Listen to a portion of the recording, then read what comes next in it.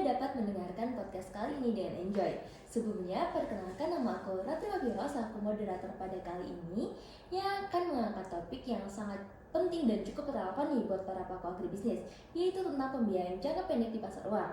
Tapi tenang dulu nih, aku nggak sendiri. Aku sudah ditemani oleh 3 mahasiswa agribisnis yang sangat luar biasa dan siap berbagi perspektif mereka. Mungkin boleh dong disapa-sapa dulu nih, sambil perkenalkan dirinya masing-masing kepada penonton kita. Halo, aku Farhan Manurung dari Departemen Agribisnis. Halo semuanya, kenalin nama aku Echa Katika. Aku mahasiswa semester 6 dari jurusan agribisnis.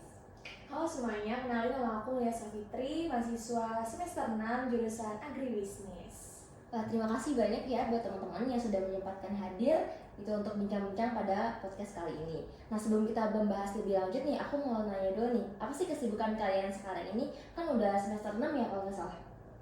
Oke. Kalau ngomongin soal kesibukan gitu ya, sebenarnya akhir-akhir ini kita ini nih lagi didadar tugas kan ya, karena kan apalagi sekarang lagi menjelang mau UAS gitu ya. Dan mungkin dari Echa nih, kesibukan apa nih, Ca?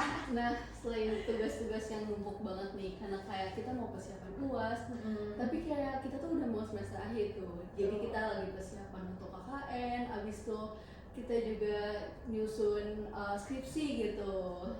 Ya, jadi ya kita semua ini sedang dilanda banyak masalah gitu. Banyak tugas-tugas yang terus datang gitu, dan tugas-tugas yang belum berakhir, dan persiapan tugas akhir ya banyak lah kesibukannya. Iya, bener banget sih ya.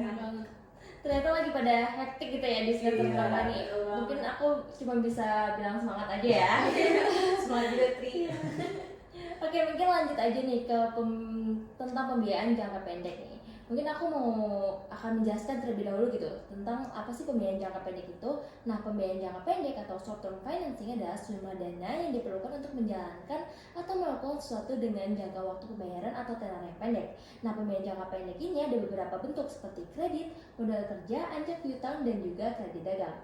Mungkin aku mau nanya dulu nih ke Farhan, mungkin boleh dijelasin gitu secara singkat apa perbedaan dari kredit, modal kerja, dan anjak piutang, dan juga kredit dagang. Nah, jadi untuk kredit kerja sendiri itu adalah modal pinjaman yang diberikan oleh bank atau lembaga pembiayaan kepada pelaku usaha untuk membiayai kebutuhan operasional mereka sehari-hari. Contohnya seperti membeli bahan baku, pembayaran gaji karyawan, hingga biaya untuk produksi mereka. Nah, jadi ciri-cirinya itu biasanya dia bersifat jangka pendek, digunakan untuk kegiatan operasional, dan biasanya diberikan kepada usaha yang telah berjalan. Nah, contohnya sebuah usaha kuliner atau beberapa UMKM yang kita ketahui lah di Bara gitu. Nah, jadi mereka meminjam dana dari bank untuk membeli bahan baku dan operasional mereka sehari-hari gitu. Nah, sedangkan untuk anjak piutang itu sendiri adalah perusahaan jasa pembiayaan yang diberikan oleh perusahaan pembiayaan kepada pelaku usaha dengan cara membeli atau mengambil alih piutang usaha dari perusahaan lain. Nah, ciri-cirinya biasanya bukan biasanya ya, memang dia melibatkan 3 atau lebih perusahaan gitu. Nah, terus memberikan dana cepat tanpa menunggu piutang jatuh tempo. Nah, contohnya itu ada perusahaan A nih yang menjual barang ke perusahaan B dengan pembayarannya 60 hari. Nah, agar tidak menunggu terlalu lama, perusahaan A ini menjualkan hutang mereka yang dilakukan oleh ke perusahaan B itu kepada perusahaan anjak piutang, sehingga perusahaan anjak piutang dapat membayar dengan tunai, dan perusahaan anjak piutang nantinya akan menagih hutang ke perusahaan B. Nah, kemudian yang terakhir itu ada kredit dagang. Nah, kredit dagang ini itu adalah bentuk pembiayaan yang diberikan oleh pemasok kepada pengusaha dengan cara memperbolehkan pembayaran ditunda dalam waktu yang ditentukan nantinya. Nah, jadi untuk contohnya itu biasanya dilakukan oleh petani ya gitu, untuk memastikan pasar mereka aman gitu. Contohnya distributor tengkulak gitu memberikan waktu 30 hari kepada petani untuk dapat mengirimkan dagangan mereka, yang mana nantinya setelah pembayarannya akan dilakukan setelah pengiriman barang dilakukan gitu. Wah, ternyata menarik banget nih tentang pembiayaan jangka pendek, dan ternyata ada berbagai jenis ya, dan pastinya sangat membantu petani banget nih. Nah, kalau menurut Echa dan Mulia sendiri, pembiayaan apa sih yang paling efektif gitu dan relevan untuk agribisnis? Nah, setelah tadi dengan penjelasannya Farhan ini tuh, aku jadi kayak terpikir nih, kalau misalkan menurut aku sendiri yang paling cocok itu untuk agribisnis tuh kredit modal kerja. Karena kan di agribisnis tuh kita sangat bergantung nih sama kayak musim ataupun waktu. Misalnya kalau misalkan musim tanam, petani itu butuh dana cepat gitu untuk beli bahan baku kayak misalkan benih, pupuk dan juga bayar tenaga kerja. Nah kan biasanya tuh petani tuh lebih cenderung gitu memilih tengkulak gitu. Nah tapi kalau misalkan kita pakai kredit modal kerja ini tuh bisa lebih mudah gitu karena dia langsung digunakan untuk kebutuhan-kebutuhan ini. Selain itu juga kredit modal kerja ini juga lebih umum gitu tersedia di bank ataupun lembaga keuangan lainnya. Jadi aksesnya tuh lebih luas, tapi tentu nih petani juga harus bisa punya perencanaan yang baik supaya mereka tuh bisa mengembalikan pinjamannya itu tepat waktu. Oke, tapi kalau dari aku pribadi gitu ya, sebenarnya lebih kayak condong ke kredit pedagang sih gitu, terutama untuk petani yang skalanya kecil gitu dan atau pelaku agribisnis yang belum mempunyai akses gitu ya ke bank. Kredit pedagang ini sendiri kan biasanya berbasis kepercayaan antara petani dan supplier gitu kan ya. Misalnya nih petani bisa ambil pupuk dulu, tapi petani ini sendiri bayarnya itu nanti setelah mereka panen gitu. Jadi itu hal tersebut sangat membantu banget gitu bagi petani, apalagi kalau misalkan cash flow petani itu lagi seret-seretnya gitu kan ya. Iya. Tapi aku juga nggak menutup kemungkinan sih bahwasannya si anjak piutang ini sendiri bisa jadi solusi gitu buat agribisnis yang sudah lebih besar. Dan itu contohnya itu seperti kayak koperasi atau perusahaan pengolahan hasil pertanian gitu. Mereka kan biasanya sering tuh ya kayak punya piutang dari pembeli besar. Dan juga anjak piutang itu sangat membantu gitu bagi perusahaan-perusahaan untuk mempercepat arus kas mereka gitu. Wah, keren banget ya ternyata perspektif kalian. Jadi mungkin bisa disimpulkan bahwa jenis pembiayaan yang paling cocok itu tergantung skala usaha dan kondisi keuangan pelaku agribisnis. Kalau kredit modal kerja cocok untuk kebutuhan operasional yang cepat, kredit dagang cocok untuk petani kecil yang punya relasi dagang yang kuat, anjak piutang bisa jadi solusi buat usaha yang sudah punya sistem penjualan yang besar. Nah, pembiayaan jangka pendek ini kan juga pasti punya banyak manfaat ya, terutama jika kita butuh dana yang cepat nih. Nah, kita bisa langsung cari pembiayaan jangka pendek. Nah, aku setuju banget nih sama Hati. Jadi selain itu pembiayaan ini juga memberikan fleksibilitas juga yang tinggi tuh, terutama untuk para petani. Perusahaan tuh bisa menyesuaikan pembiayaan jangka pendek dengan kebutuhan spesifik mereka. Terus misalnya untuk berbagai keperluan operasional tuh mereka tuh nggak perlu gitu untuk berkomitmen secara jangka panjang gitu. Nah, betul banget. Jadi untuk prosesnya sendiri juga pembiayaan jangka pendek ini cenderungnya lebih cepat dan sederhana gitu dibandingkan pembiayaan jangka panjang.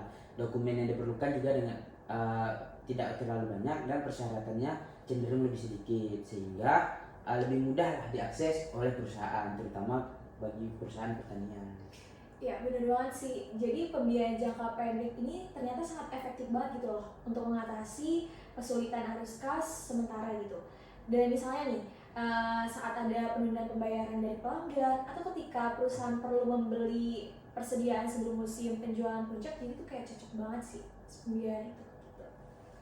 Nah, di luar dari berbagai kelebihan dari pembiayaan jangka pendek, pasti kan ada kekurangannya nih. Kira-kira apa sih kekurangan dari pembiayaan jangka pendek ini?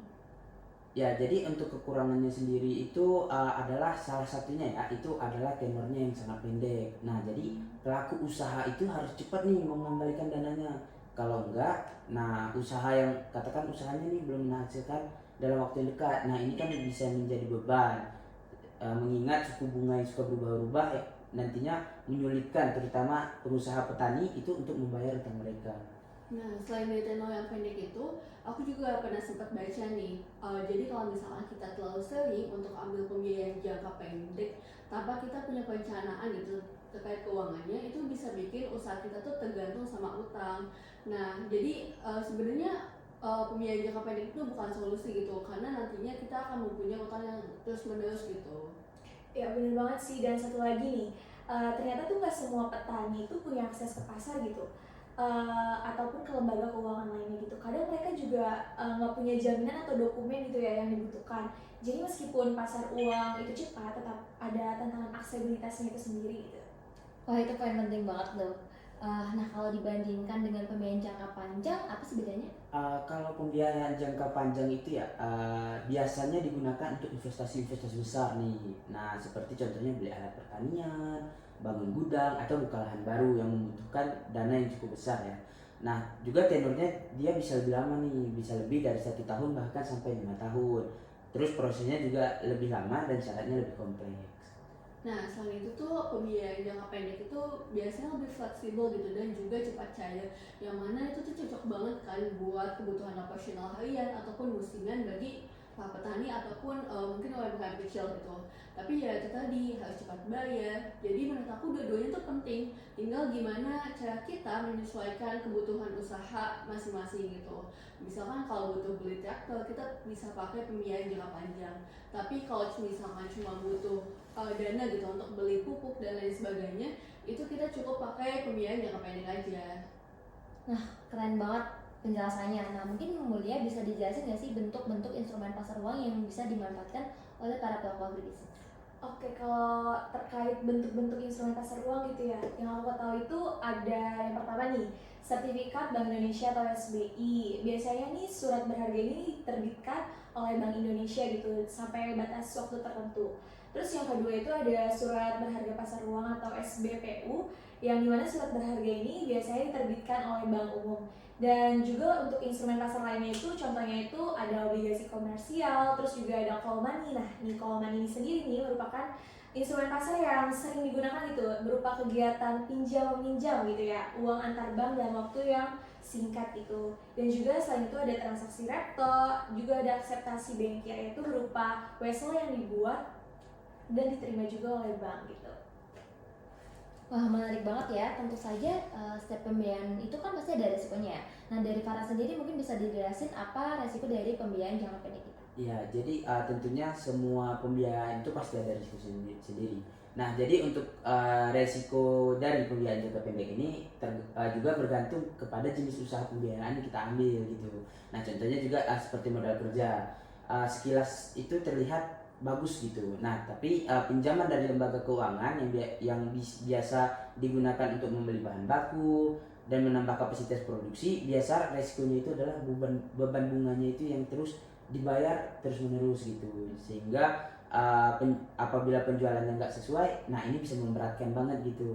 Nah, kemudian untuk anjak piutang sendiri, dia memang bisa mendapatkan dana yang lebih cepat gitu dari usaha yang dimiliki. Nah, tetapi resikonya itu nggak kalah besar nih. Biasanya untuk anjak piutang itu sendiri tuh ada biaya jasa yang cukup besar gitu, sehingga nggak cuman membayar dari hutang, juga harus membayarkan dari jasa ini sendiri gitu. Nah, jadi uh, juga di sini ada banyak juga biasanya yang jasanya itu kurang profesional gitu, sehingga ya banyak mengambil kesempatan lah dalam kesempitan gitu. Nah, terus terakhir itu ada ke kredit agam, yang biasanya itu resikonya adalah apabila kita nih memiliki perusahaan dan gagal membayar, nah itu tuh biasanya kehilangan kepercayaan nih daripada mitra kita yang memberikan pembiayaan. Nah, juga bisa beresiko kehilangan potongan harga yang biasa diberikan untuk pembayaran tunai gitu. Oh, wah, berarti resikonya cukup ini juga ya, cukup besar juga. Iya. Nah, kalau menurut Echa, bagaimana sih cara pelaku agribisnis ini meminimalkan resiko yang ada? Nah, kalau misalkan menurut aku sendiri dari berbagai risiko yang banyak itu ya, kita tuh sebagai pelaku agribisnis ini bisa diminimalkan dengan punya perencanaan keuangan yang matang gitu.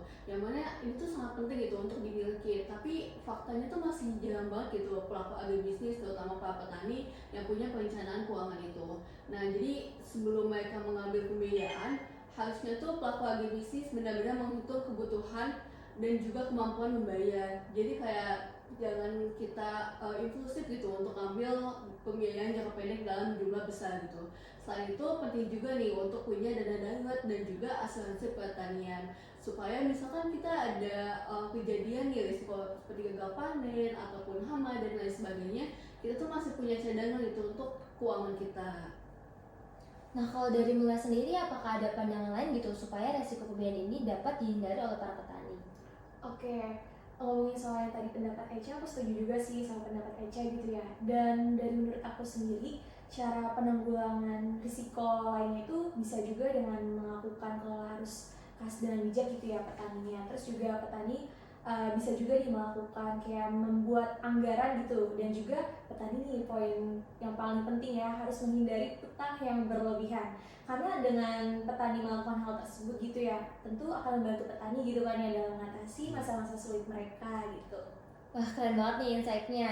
Nah, sebelum kita tutup ya, mungkin aku mau tanya satu pertanyaan dulu nih ke kalian semua. Nah, menurut kalian bagaimana sih peran pasar uang ini dalam mendukung keberlanjutan agribisnis di Indonesia? Ya, mungkin dari aku sendiri, pasar uang ini tentunya akan menjadi alat yang sangat penting ya untuk menjaga kelangsungan usaha, terutama di perusahaan-perusahaan agribisnis. Nah, terutama di masa-masa sulit, terus ya tentunya kita semua harus menggunakan pembiayaan ini dengan bijak gitu. Nah, aku juga setuju nih sama pendapat Farhan. Nah, kalau misalkan aku sendiri, aku tuh melihat pasar uang tuh sebenarnya sebagai jembatan gitu antara kebutuhan modal dan juga peluang usaha. Dimana kalau misalkan kita bisa gitu memanfaatkan peluang ini dengan baik, itu tuh bisa mempercepat pertumbuhan sektor agribisnis.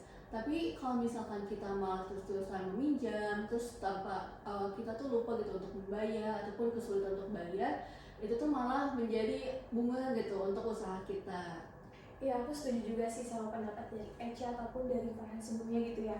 Tapi nih di sini aku juga mau menekankan nih betapa pentingnya gitu ya edukasi keuangan bagi petani dan juga pelaku agribisnis yang ada di Indonesia gitu kan ya. Banyak kan yang seperti kita tahu ya dari mereka ini belum paham gitu terkait soal pembiayaan. Jadi menurut aku sendiri sih sangat penting banget gitu ya pendampingan pembiayaan kepada para petani gitu dan pelaku agribisnis lainnya juga. Wah, luar biasa sekali ya, sangat insightful gitu. Terima kasih buat Farhan, Mulia, dan Echa yang pastinya bersedia gitu atas diskusinya pada podcast kali ini. Nah, aku yakin nih teman-teman juga pasti dapat banyak ilmu kan hari ini. Nah, mungkin sampai di situ saja podcast kali ini. Sampai jumpa di episode selanjutnya. Tetap semangat dan belajar dan terus eksplorasi dunia agribisnis. Jangan lupa follow podcast Fintalk biar nggak ketinggalan episode-episode menarik selanjutnya. Sampai jumpa dan salam agribisnis cerdas. Dadah.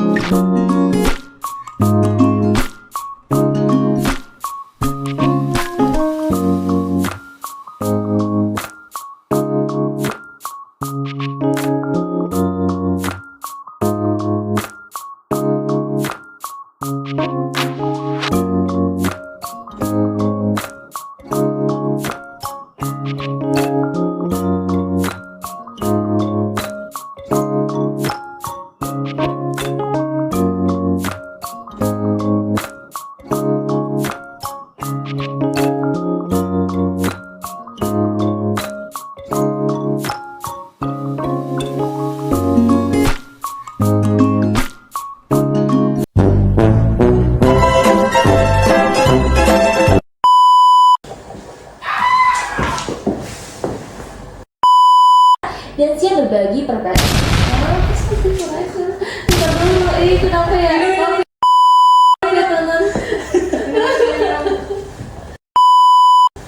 Ih kan, ya Allah, maaf ya teman-teman.